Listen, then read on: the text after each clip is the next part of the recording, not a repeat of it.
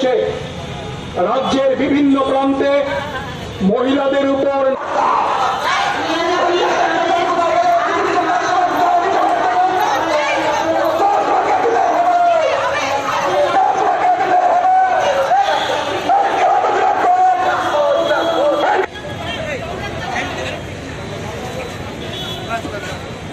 হওয়ার পর লোক লজ্জার ভয়ে হয়তো বা পুলিশের কাছে দ্বারস্থ হতেও চায় না।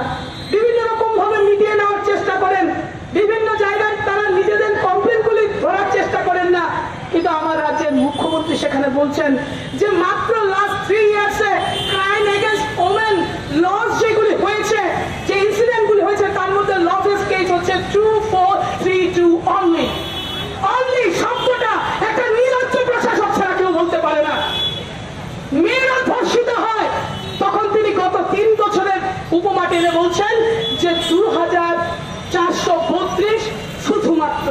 এই যে অনলি শব্দটা ব্যবহার করেছেন, তার মধ্য দিয়ে পরিষ্কার বোঝা যায় যে কত বড় ন্যাক্কারজনক মানসিকতা সম্পন্ন উনি। আমি জানি না ওনার ঘরে মেয়ে আছে কিনা, কিন্তু আমরা প্রত্যেকটা মেয়েরা, এই রাজ্যের মেয়েরা, ওনার ঘরের সন্তান, ওনার ঘরের মেয়ে। ঠিক সেই কারণে আমার এই রাজ্যের বাপের কাছে আমাদের দাবি, আমরা কি নিরাপত্তা নিয়ে থাকতে পারবো না? পারবো না। পুজো আসছে, দুর্গা মায়ের আরাধনা চলছে, বিভিন্ন যুব মন্ডলের নেতৃত্বরা বাড়িতে গিয়ে গিয়ে মাকে আরাধনা করবেন বলে, মাকে ঘরে আনবেন বলে কত চাঁদার জুলুমবাজি করছেন। আরে মাকে সম্মান তো পরে করবেন, সেই মূর্তিকে আগে নিজের রাজ্যের বন্ধের সম্মান করুন। আর যদি হিম্মত না থাকে তাহলে এই রাজ্য থেকে চলে যান। কারণ এই রকমের কুসংগ, এই রকমের উচ্ছৃঙ্খল, এই রকমের নেশা কারবারি, এই রকমের তোলাবাজিকারী, এরকম দর্শকদের আমরা দেখতে চাই না। এই রাজ্য বরাবর একটা সম্প্রীতির বাতাবরণ বহন করে। এই রাজ্য বরাবর মাকে সঠিকভাবে সম্মান করতে জানে। ঠিক সেই কারণে নিজের ঘরের মেয়েদের আগ্রহ ইজ্জত রক্ষার প্রশ্নে আমাদের ভূমিকা নিতে হবে। ভুললে চলবে না, এটা মেয়েদের সমস্যা নয়, এটা সমাজের সমস্যা। যারা ভাবছেন ক্রাইম হচ্ছে এগেইনস্ট ওমেন এন্ড এই জিনিসগুলি নিয়ে শুধুমাত্র মেয়েরা ভয়েস রাইজ করবে, যারা এই ধরনের ভাবছেন তাদের থিঙ্কিংটা লিমিটেড, তাদের ভাবনা চিন্তাটা সীমাবদ্ধ। মেয়ে ছাড়া এই জগৎ ভাবা যাবে না। আমরা বলি অর্ধেকটা আকাশের দাবি করি, এই অর্ধেকটা আকাশ আমাদের চাই। এই অন্ধকার রাজত্বে দাঁড়িয়ে আলোর সন্ধানে লড়াই চাই। আমরা প্রতিজ্ঞাবদ্ধ। পুলিশ কর্তাবাবুরা যতই জঘন্য কাজ করুক, কিংবা যতই চাপের কাছে নতি স্বীকার করুক, যতই দল দেশের ভূমিকা নেই, এই রাজ্যের মন্ত্রীরা, বিজেপিরা, যারা যারা আছেন, যে মন্ত্রীর ছেলে পর্যন্ত সেখানে মহিলা সংক্রান্ত ঘটনা সংঘটিত করে, ওই রকম প্রশাসনের কাছে, ওই রকম রাজনৈতিক দলের কাছে আমাদের চাওয়ার কিছু নেই।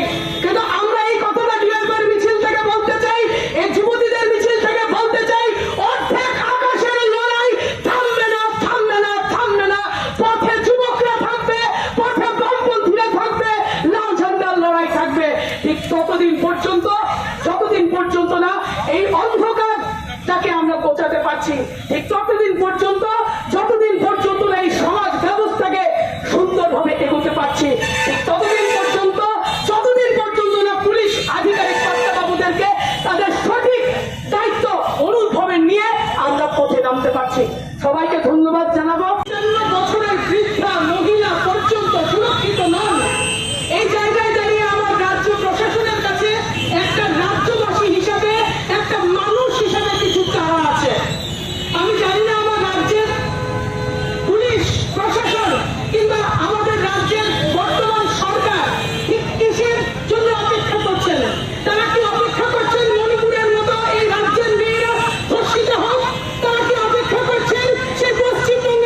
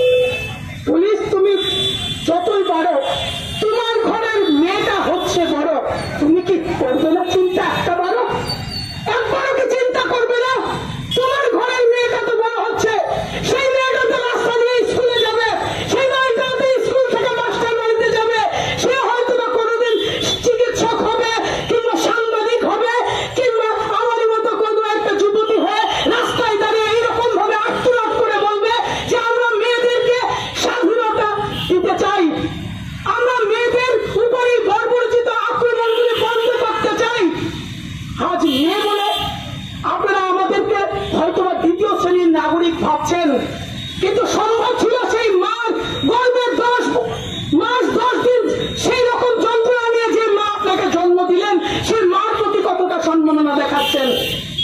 এই রাজ্যে বাড়ন্ত যেই যৌবন নেশায় আসক্ত, যে যৌবন বিভিন্ন রকমের চাঁদা তোলাবাজি করছে, যে যৌবন পুলিশকে তার স্বাধীনতা নিয়ে স্বতন্ত্রতা দিয়ে কাজ করতে দিচ্ছে না, যে যৌবন সম্পূর্ণভাবে ধ্বংসের পথে আক্রান্ত হয়ে গেছে, আমার রাজ্যের প্রশাসন, আমার রাজ্যের সরকার কি তাদের কথা ভাববে না?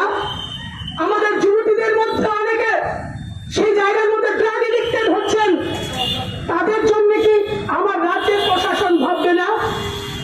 তারা কি আমাদের অভিভাবকের দায়িত্ব নেবে না? নাকি আমার বাবা আমার মাই আমার শুধুমাত্র অভিভাবক থাকবেন? এই রাজ্যে তাহলে এই সরকার গড়ের লাভ কি হলো? এই রাজ্যে তাহলে পুলিশের দরকার কি বললো যদি একটা নির্যাতিত মেয়েকে, ধর্ষিত মেয়েকে তারা পাষণ্ডদের কাছ থেকে রক্ষা করতে না পারলো? যে মেয়েটা হয়তো ধর্মনগরে কোনো একটা ছেলের প্রলোভনে প্রণয়ে আবদ্ধ হয়ে ছেলেটার সঙ্গে পাড়ি দিয়েছিল নতুন স্বপ্ন দেখে যে সংসার করবে, কিন্তু সেই ছেলেটা প্রতারণা করে তাকে ফেলে দিয়ে আসলো ধর্মনগরে। সেই মেয়েটা আগরতলা ফিরে এসে থানার দ্বারস্থ হলেন। থানার পুলিশ মহিলারা সেই জায়গায় সেই মহিলা ধর্ষিতাকে কিংবা সেই মহিলা নির্যাতিতাকে সম্মানটুকু দিলেন না। একটা মেয়ে হয়ে এই রকমের বর্বরতা আপনি করতে পারলেন কি রকম ভাবে? আমি নাম বলবো না, কিন্তু আমাদের চেতনার মান সেই জায়গায় চিন্তনের দরকার আছে। আমরা আদৌ কি মানুষ সেই জিনিসটা চিন্তার দরকার আছে। আর কত সহ্য করবেন, কত দল দাসে পরিণত করবেন নিজেদেরকে? আমি সমস্ত পুলিশের কথা বলছি না, সেই বিবেকহীন মানবতাহীন সেই পুলিশদের কথা বলছি যাদের জন্য আজকে আমাদের লজ্জা হচ্ছে। আমার ঘরের বড় ভাইটাও তো পুলিশের আধিকারিক। সেই ভাইটা যখন নিজের বোনকে মাস্টারবাড়িতে দিয়ে আসে কিংবা নিজের বোনটাকে কলেজের থেকে নিয়ে আসে সন্ধ্যাবেলা, সেই ভাইটা আমার পুলিশ। আমি গর্ব করে আমার বান্ধবীদের কাছে বলি, কিন্তু আমার বান্ধবী যখন নির্যাতিত হয় সেই আমার ভাইটা চোখ বন্ধ করে চলে আসে। ওই রকম সমাজে আমরা থাকতে চাই না বলেই আমাদের আরক্ষা দপ্তরের কর্মীদের কাছে আমাদের আবেদন, আর এই রাজ্যের মেয়েদেরকে এইরকম ভাবে ভর্ৎসনা করবেন না। যারা ধর্ষিত হয়, যারা ভিকটিম হয়, তাদেরকে নিরাপত্তা দেওয়ার চেষ্টা করুন। এটা আমি বলছি না যুবকের মিছিলে দাঁড়িয়ে, বামপন্থী কোন যুবকের সংগঠনে দাঁড়িয়ে। আমার রাজ্যের খুব মুখ্যমন্ত্রী বলছেন, যখন আমরা দেখছিলাম যে স্ট্যাটিস্টিক্স কি লাস্ট 3 ইয়ার স্ট্যাটিস্টিক্স, এই রাজ্যের মাননীয় মুখ্যমন্ত্রী বলছেন, মালিক শাহজি বলছেন যে রিপোর্টেড হয়েছে 2432টা এরকমের মহিলা সংক্রান্ত ঘটনা সংঘটিত হয়েছে। তার মধ্যে 2020 সালে যদি বলি 164টা রেপ কেস সেখানে সংঘটিত হয়েছে। 2021 সালের কথা যদি বলি সেখানে 154টা রেপ কেস সেখানে সংঘটিত হয়েছে, এবং 2022 সালের মধ্যে 140টা রেপ কেস সংঘটিত হয়েছে, লিপিবদ্ধ হয়েছে পুলিশের খাতায়। এই জিনিসগুলি কি পরিসংখ্যান দেওয়ার বিষয়?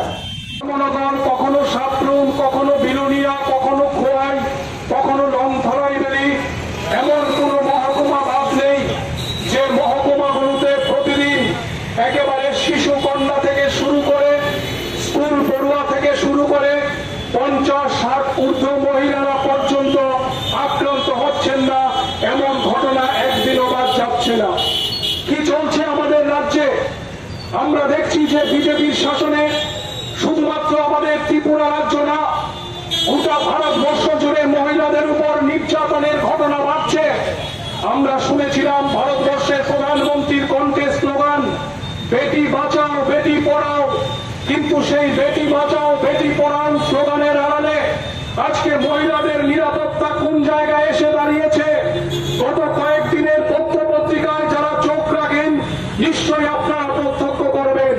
আমি শুধুমাত্র একটা পরিসংখ্যান আপনাদের সামনে তুলে ধরতে চাই। গত মার্চ মাস থেকে সেপ্টেম্বর মাস, এই 6 মাস সময়ের মধ্যে আমাদের ত্রিপুরা রাজ্যের থানাগুলোতে 1293টি মহিলাদের উপর নির্যাতনের ঘটনা লিপিবদ্ধ হয়েছে। যে ঘটনা লিপিবদ্ধ হয়েছে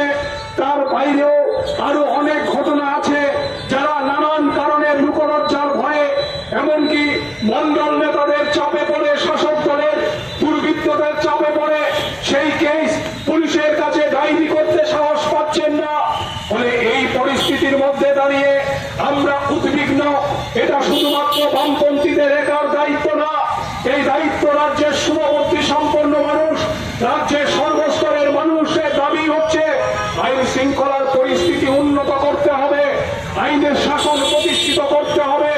রাজ্য জুড়ে যে জঙ্গল রাজ কায়েম হয়েছে তার হাত থেকে রাজ্যের মানুষকে মুক্ত করতে হবে। বন্ধুগণ, আমরা লক্ষ্য করছি একাংশের পুলিশ অফিসারদের সম্পর্কেও পত্রপত্রিকায় নানান ধরনের খবর প্রকাশিত হচ্ছে। পুলিশের সমস্ত অফিসার ভূমিকা গ্রহণ করেন না, আমরা এই দাবি করছি না, কারণ আমরা জানি আমাদের রাজ্যের পুলিশ অফিসারদেরও মেরুদণ্ড আছে। আমাদের রাজ্যের পুলিশ অফিসারও সঠিকভাবে তদন্ত করে, যারা প্রকৃত দোষী তাদের গ্রেপ্তার করতে পারেন।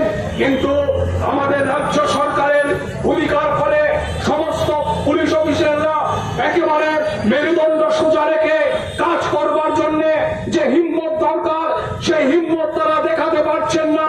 ফলে আজকে পুলিশ মহানির্দেশকের নিকট যে ডেপুটেশনে আমরা সামিল হব, আমাদের আহ্বান থাকবে রাজ্যের আইন শৃঙ্খলার পরিস্থিতিকে উন্নত করা।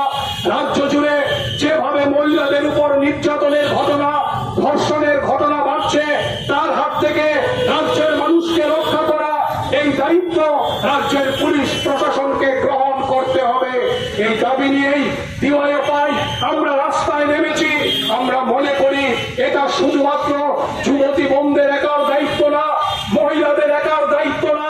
এই পুরুষতান্ত্রিক সমাজে, এই সমাজ ব্যবস্থার মধ্যে সর্বস্তরের মানুষ যদি আমরা এই জঙ্গল রাজের বিরুদ্ধে রুখে দাঁড়াতে না পারি, তাহলে আমাদের রাজ্য বাঁচবে না, আমাদের ত্রিপুরা রক্ষা পাবে না, আমাদের ত্রিপুরার ভবিষ্যৎ, এ রাজ্যের মা বোনদের ইজ্জত, মান সম্মান, এই সমস্ত কিছুকে রক্ষা করবার দাবি নিয়েই আজকে আমরা পুলিশের উচ্চপদস্থ অফিসারদের নিকট আমাদের দাবি সনদ পেশ করব এবং আমরা আহ্বান করব যে সর্বস্তরের মানুষ এই দাবির সমর্থনে আগামী দিনে পাড়ায় পাড়ায়, মহল্লায় মহল্লায়, বিভাগে বিভাগে একজুট হয়ে আপনারা রাজনীতির রং ভুলে গিয়ে একজুট হয়ে লড়াইয়ে সামিল হবেন।